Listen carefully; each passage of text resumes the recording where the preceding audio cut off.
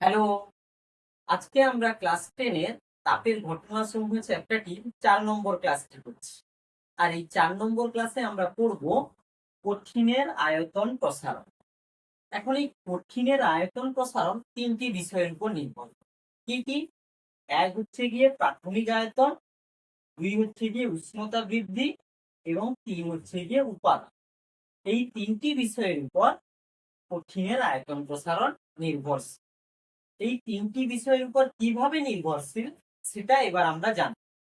সেটা জানার জন্য আমরা মনে করো এখানে একটি কঠিন পদার্থ নিয়েছি, যার প্রাথমিক আয়তন কত আমরা ধরে নিচ্ছি V1 এবং এর টেম্পারেচার কত T1। এবার আমরা এই পদার্থটিকে তাপ দিয়েছি, তাপ দেওয়ার ফলে এই পদার্থ কি হবে? প্রসারিত হবে। তাহলে এই পদার্থ প্রসারিত হলো, প্রসারিত হওয়ার পর আমি এখন তার অন্তিম আয়তন ধরে নিলাম V2 এবং এর টেম্পারেচার কত ধরে নিচ্ছি? T2। তাহলে যেহেতু প্রথমে ছিল T1 টেম্পারেচার, আমি তাপ দেওয়ার ফলে তার টেম্পারেচার কত হলো? T2। তাহলে আমরা বলতে পারি T2 গ্রেটার দেন কি হবে? T1 হবে। এবার দেখো, এই যে আমরা যে পদার্থটা নিয়েছিলাম এই পদার্থটির প্রাথমিক আয়তন কত? V1, অন্তিম আয়তন কত? V2। তাহলে আয়তন বৃদ্ধির পরিমাণ কত? V2 minus V1। তাহলে আমরা লিখছি আয়তন বৃদ্ধির পরিমাণ, বা তুমি বলতে পারো আয়তন প্রসারণ সমান কত? V2 minus V1। বোঝা গেছে? আচ্ছা, প্রথমে তার প্রাথমিক টেম্পারেচার ছিল T1, পরে হয়েছে T2 এবং এই টেম্পারেচারটা বেশি বলছি। তাহলে উষ্ণতার কত চেঞ্জ হলো? তাহলে আমরা লিখবো উষ্ণতার পার্থক্য। আমরা যদি উষ্ণতার পার্থক্য লিখতে চাই তাহলে উষ্ণতার পার্থক্য সমান কত হবে গো? T2 minus T1। পরীক্ষা করে দেখা গেছে এই আয়তন বৃদ্ধির পরিমাণ বা আয়তন প্রসারণ V2 মাইনাস V1, এটি V2 মাইনাস V1 এটি তার প্রাথমিক আয়তনের সঙ্গে সমানুপাতিক। অর্থাৎ V2 minus V1 proportional to এর প্রাথমিক আয়তন কত? V1। তার জন্য আমরা লিখলাম V1। যখন উষ্ণতা স্থির, কি বললাম? পরীক্ষা করে দেখা গেছে এই কঠিন পদার্থটির আয়তন বৃদ্ধির পরিমাণ তার প্রাথমিক আয়তনের সঙ্গে সমানুপাতিক যখন উষ্ণতা কি থাকবে? স্থির থাকবে। আবার পরীক্ষা করে দেখা গেছে এই আয়তন বৃদ্ধির পরিমাণ প্রপোর্শনাল টু উষ্ণতা বৃদ্ধি। এখন দেখো উষ্ণতা বৃদ্ধির পরিমাণ কত? T2 minus T1। তাহলে আয়তন বৃদ্ধির পরিমাণ উষ্ণতা বৃদ্ধির সঙ্গেও সমানুপাতিক যখন প্রাথমিক আয়তন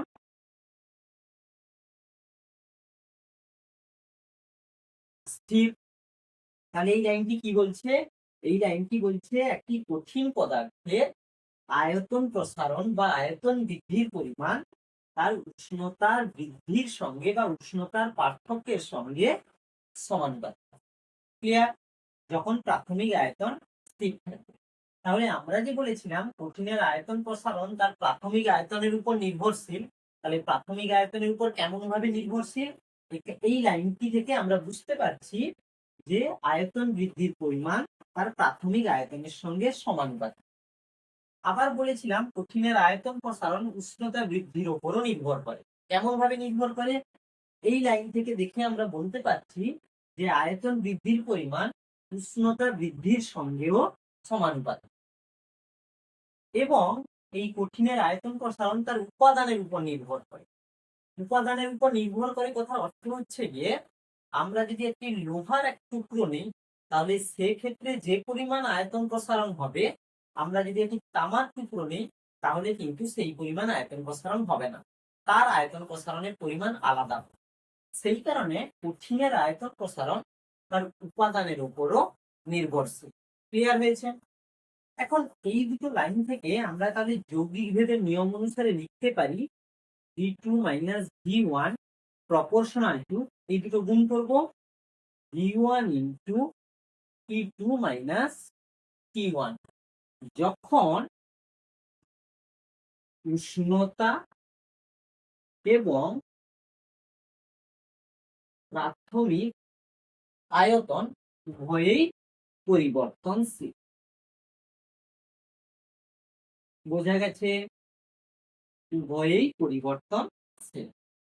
এবার প্রপোর্শনাল চিহ্ন থেকে যখন আমরা সমান চিহ্ন নিয়ে আসতে চাই তখন একটা কি নিয়ে আসি, এটা কনস্ট্যান্ট নিয়ে আসি।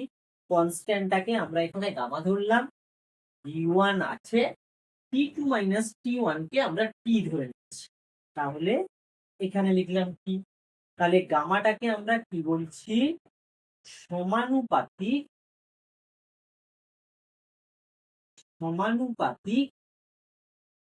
ধ্রুবক, যার একটা আমরা নাম দিলাম আয়তন প্রসারণ গুণাঙ্ক। আয়তন প্রসারণ গুণাঙ্ক। বোঝা গেছে? এবার আমরা এই লাইনটি আমরা উপরে লিখছি, এটা আমরা মুছে দিচ্ছি।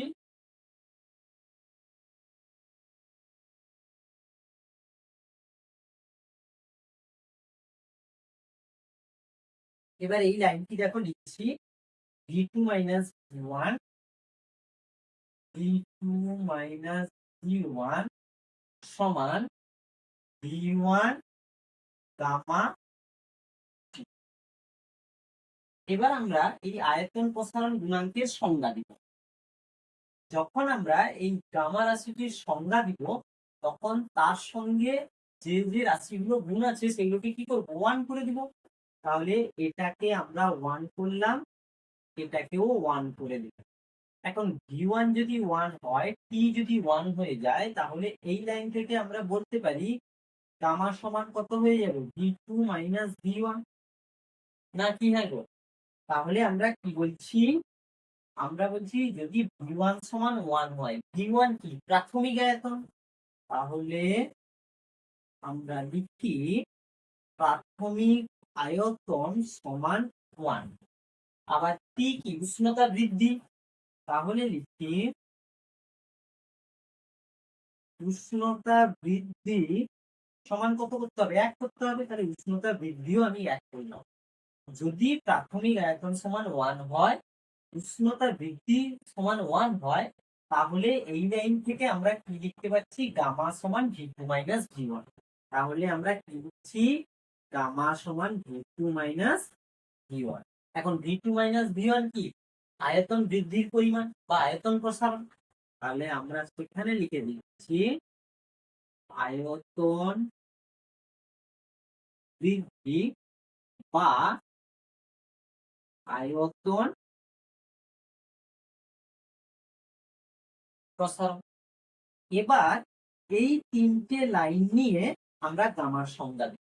কি বলবো, কোন একটি কঠিন পদার্থের প্রতি একক আয়তনে একক উষ্ণতা বৃদ্ধি করলে যে পরিমাণ আয়তন বৃদ্ধি বা আয়তন প্রসারণ হয় তাকেই ওই কঠিন পদার্থের আয়তন প্রসারণ গুণাঙ্ক বলবো। বোঝা গেছে? যদি তুমি এটাকে উদাহরণ সহযোগে ব্যাখ্যা করতে চাও, মনে করো আমরা এখানে এরকম একটি পদার্থ নিয়েছি। কি পদার্থ? আমি ধরে নিলাম আমি একটি তামা পদার্থ নিয়েছি। এবার দেখো এর আয়তন কত করতে বলেছে, প্রাথমিক আয়তন 1 করতে বলেছে। আমি ধরে নিলাম এর আয়তন 1 মিটার কিউব, তুমি 1 সেন্টিমিটার কিউবও নিতে পারছো। এবার এর উষ্ণতা কত বাড়াতে বলেছে, 1। সেই কারণে আমি এর টেম্পারেচার 1 ডিগ্রি সেলসিয়াস বাড়ালাম।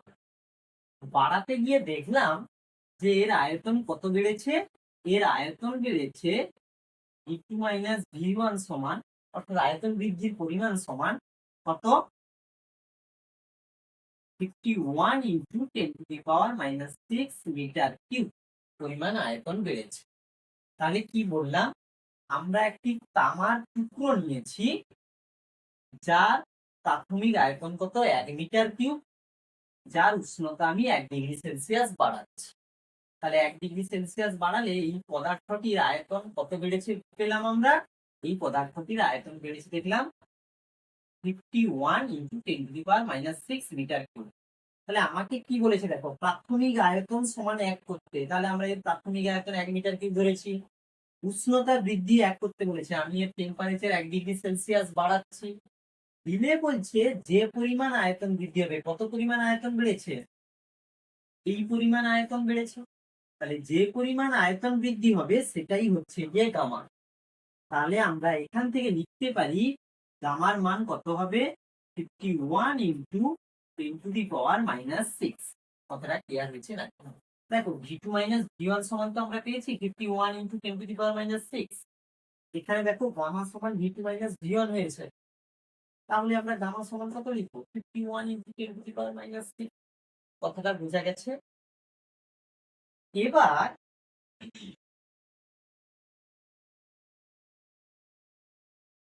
আমরা এটাকে এখান থেকে আমরা কি পাচ্ছি দেখো, এখান থেকে পাচ্ছি গামা সমান v2 minus v1 by v1 into t। তোমাদের মনে আছে আমরা যে এর আগে দৈর্ঘ্য প্রসারণ গুণাঙ্ক, ক্ষেত্র প্রসারণ গুণাঙ্ক পেয়েছিলাম, সেখানে ফর্মুলা পেয়েছিলাম দৈর্ঘ্য প্রসারণ গুণাঙ্ক আলফা সমান পেয়েছিলাম L2 minus L1 by L1 into T.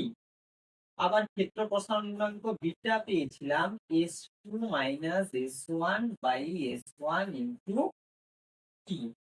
আবার দেখো এখানে আমরা পেলাম আয়তন প্রসারণ গুণাঙ্ক গামা সমান v2 minus v1 by v1 into t. Clear?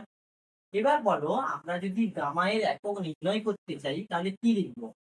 Gamma এর একক সমান উপরে হবে আয়তন, কারণ v2 মাইনাস v1 আছে তো, তার মানে উপরে কার একক বসাবো? আয়তনের একক। নিচে v1 আছে, নিচেও আমরা লিখবো আয়তনের একক কিন্তু টি আছে, তার মানে উষ্ণতার একক।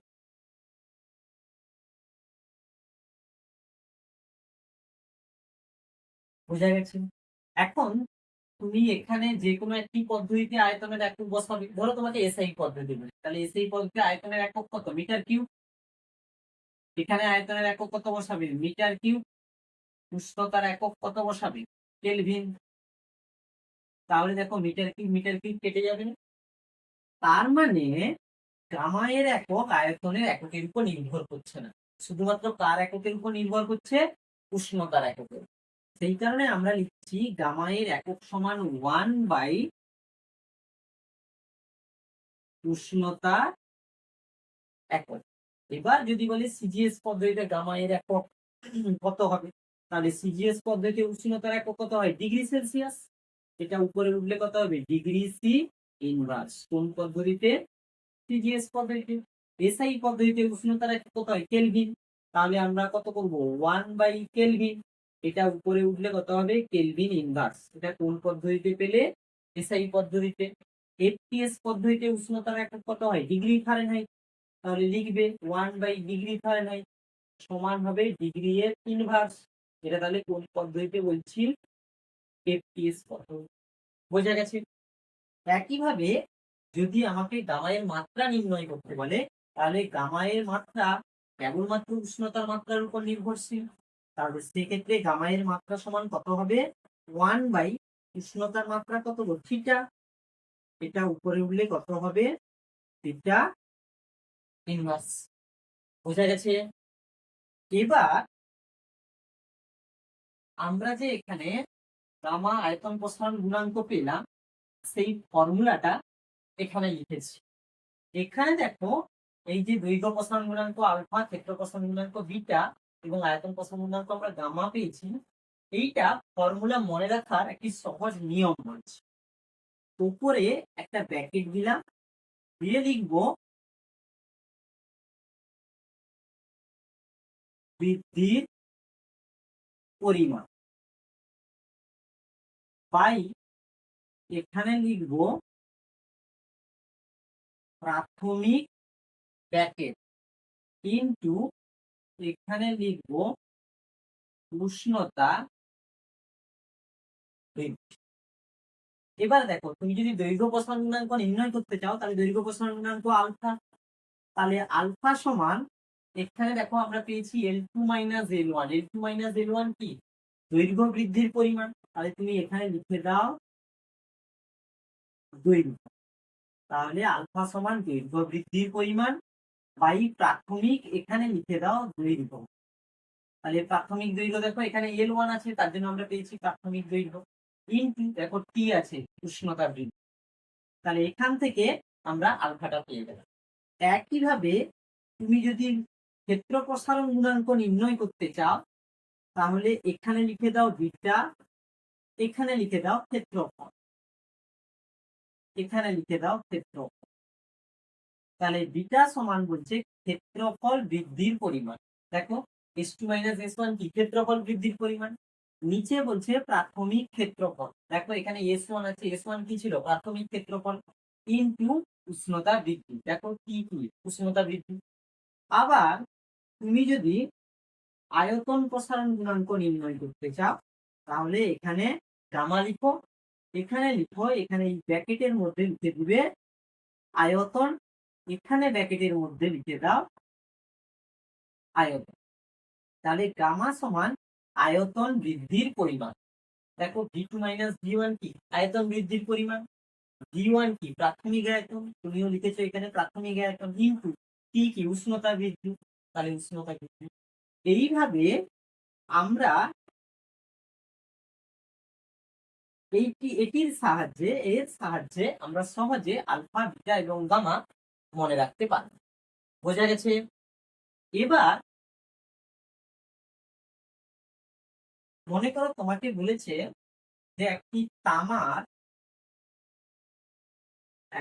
তামার আয়তন প্রসারণ গুণাঙ্ক গামা সমান 51 ইন্টু 10⁻⁻6 পার ডিগ্রি সি বলতে কি বোঝে? তাহলে বলবো আমরা 1 মিটার কিউব একটা তামার টুকরো নিয়েছি, এর উষ্ণতা আমি 1 ডিগ্রি সেলসিয়াস বাড়াচ্ছি, বাড়ালে এর আয়তন কত বাড়বে? 51 ইন্টু 10⁻⁻6 মিটার কিউব আয়তন বাড়বে। বা তুমি বলতে পারো আমরা 1 সেন্টিমিটার কিউব আয়তনের একটি তামার টুকরো নিয়েছি, এর উষ্ণতা 1 ডিগ্রি সেলসিয়াস বাড়াচ্ছি, বাড়ালে এর আয়তন 51 ইন্টু 10⁻⁻6 সেন্টিমিটার কিউব বাড়বে। কি বললাম? বোঝা গেছে? এবার আমরা আলফা, বিটা এবং গামার মধ্যে সম্পর্ক নির্ণয় করব। এবং এদের মধ্যে সম্পর্ক কি? এদের মধ্যে সম্পর্ক হচ্ছে গিয়ে তোমরা এরকম মনে রাখবে, আলফা সমান বিটা বাই 2 সমান গামা বাই 3। তোমরা এরকম মনে রাখো, আলফা এইভাবে মনে রাখতে সুবিধা হবে। আলফা সমান বিটা সমান গামা, এখানে দিবে 1, এখানে দিবে 2, এখানে দিবে 3। তাহলে আলফা, বিটা, গামার মধ্যে সম্পর্ক হচ্ছে ক্লিয়ার? আচ্ছা, এর আগে আমরা পড়েছিলাম যে আলফা এফ সমান 5/9 আলফা। একইভাবে পড়েছিলাম বিটা এফ সমান 5/9 বিটা সি। তাহলে একইভাবে হবে গামা এফ সমান 5/9 গামা সি। আবার পড়েছিলাম আলফা সি সমান আলফাকে, বিটা সি সমান বিটাকে। তাহলে একইভাবে বলতে পারি গামা সি সমান গামা কে। ক্লিয়ার? এবার মনে করো তোমাকে বলে দিয়েছে যে একটি তামার দণ্ডের ক্ষেত্রে ক্ষেত্র প্রসারণ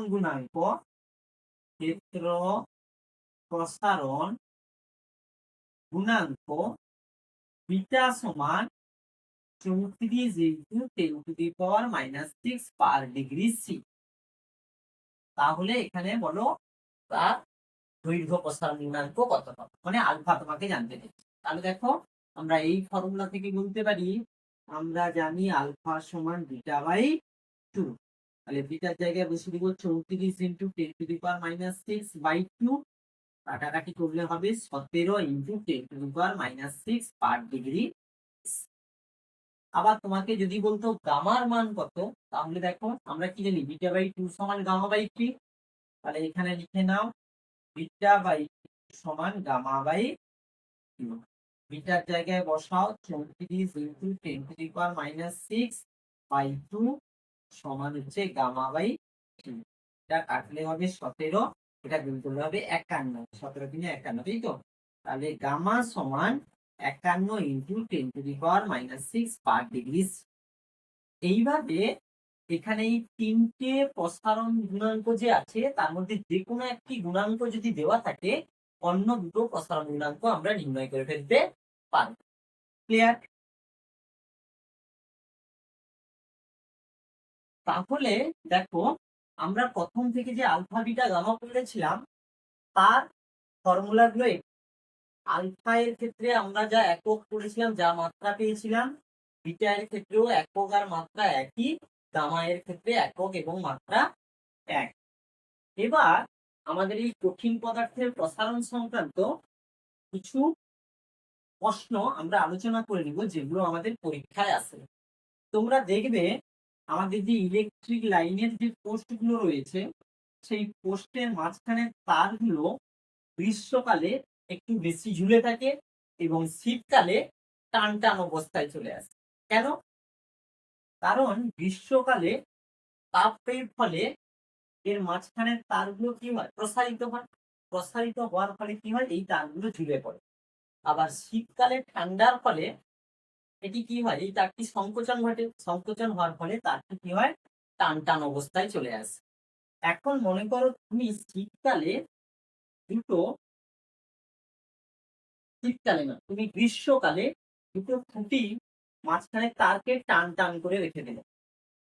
এখন শীতকালে সে কি হবে, আরো সংকুচিত হবে।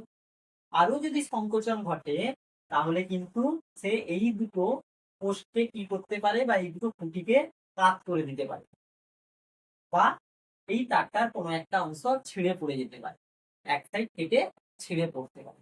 সেই কারণে আমরা যখন দুটো ইলেকট্রিক খুঁটি মাঝখানে তারকে লাগাই, সেই তারগুলোকে কি করি, একটু ঝুলিয়ে রাখি, বা এই তারগুলোকে আমরা গ্রীষ্মকালে একটু ঝুলন্ত অবস্থায় দেখি, শীতকালে তাকে টান টান অবস্থায় দেখতে পাই। বোঝা গেছে? তোমরা অনেক সময় খেয়াল করবে কাঁচের গ্লাসে যদি গরম জল ঢেলে দেওয়া হয়, কখনো কখনো এই গ্লাসটি ফেটে যাচ্ছে। কেন?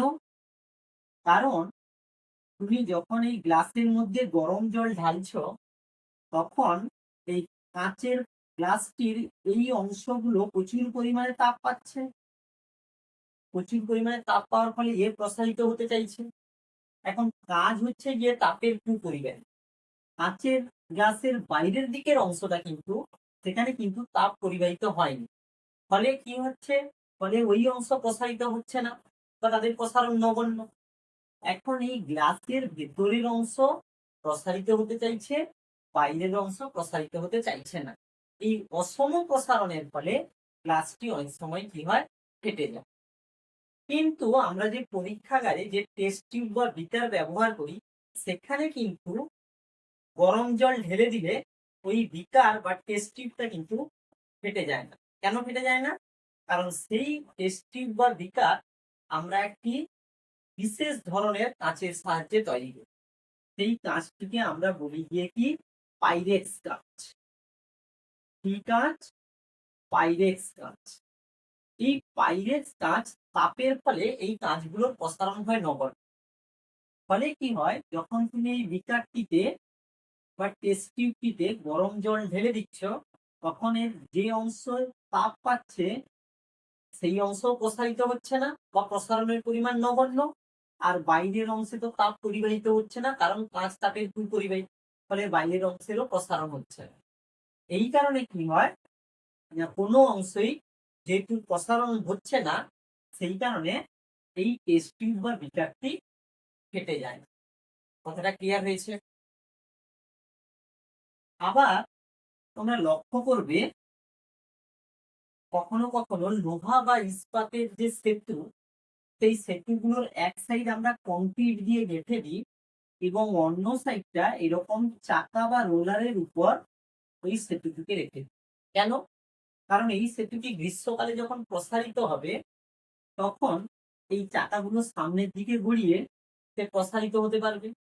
আবার শীতকালে যখন তার দৈর্ঘ্যের সংকোচন হবে তখন এই রোলার বা চাকাগুলো আবার এদিকে পিছিয়ে গিয়ে তার সংকোচন ঘটাবে, ফলে সেতুটি আর ভাঙবে না। সেই কারণে আমরা ইস্পাত বা লোহার এই সেতুগুলোকে এক সাইডে কংক্রিট দিয়ে রাখি এবং অন্য সাইড এরকম রোলার বা চাকার উপরে রাখি। বোঝা গেছে?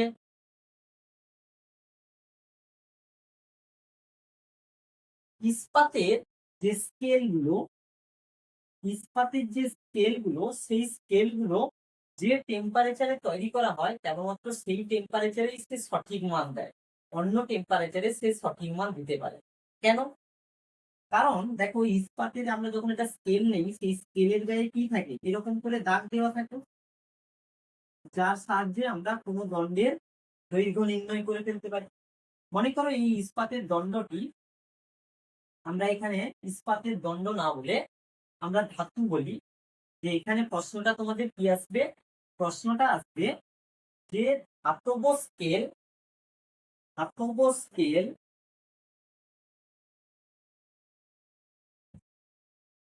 ধাতব স্কেল যে উষ্ণতায় অংশাঙ্কন করা হয় বা যে উষ্ণতায় তৈরি করা হয় কেবলমাত্র সেই উষ্ণতায় সে সঠিক মান দেয়, অন্য উষ্ণতায় সঠিক মান দিতে পারে। তাহলে দেখো আমরা যখন কোনো একটা এরকম ধাতব স্কেল নিচ্ছি তাহলে তার গায়ে কি থাকে, বিভিন্ন দাগ দেওয়া থাকে, যার সাহায্যে আমরা কোনো একটা বস্তুর দৈর্ঘ্য মাপ। মনে করে এটি 30 ডিগ্রি সেন্টিগ্রেড উষ্ণতায় এই ধাতব স্কেলটা আমি তৈরি করেছি। এটা ইস্পাতেরও হতে পারে, আমরা ইস্পাতের স্কেল নিয়েও করতে পারি। তাহলে আমরা যেটা বলছি যে একটা আমরা ধাতব স্কেল যাকে আমি 30 ডিগ্রি সেলসিয়াস উষ্ণতায় তৈরি। এখন মনে করো এর টেম্পারেচার যদি 30 ডিগ্রি থেকে 40 ডিগ্রি সেলসিয়াস হয়ে যায় তাহলে কি হবে, এই ধাতব স্কেলটা কি হবে, প্রসারিত হবে। এখন এর প্রসারিত হলে এর যে দুটো দাগের মধ্যে ব্যবধান সেটাও কি হবে, বেড়ে যাবে। ফলে আমরা কোনো বস্তু বা কোনো দণ্ডের দৈর্ঘ্য কি আর সঠিক মান পাবো না। আবার দেখা যাবে এর টেম্পারেচার যখন 30 ডিগ্রি থেকে 20 ডিগ্রি হয়ে যাচ্ছে তখন কি হবে, এর সংকোচন হবে। ফলে এই দুটো যে আমাদের দাগের মধ্যে ব্যবধান কি হবে, কমবে। ফলে কি হবে, কোনো বস্তুর আর আমরা সঠিক মান পাবো না। সেই কারণে বলা হয় ধাতব স্কেল যে উষ্ণতায় তৈরি সেই উষ্ণতায় সঠিক মান দেয়, অন্য উষ্ণতায় সঠিক মান দেয় না। এবার এই ধাতব স্কেলের জায়গায় যদি তোমাকে ইস্পাতের স্কেল বলে তোমাকে তাহলে ইস্পাত নিয়েই ব্যাখ্যা করতে হবে। বোঝা গেছে?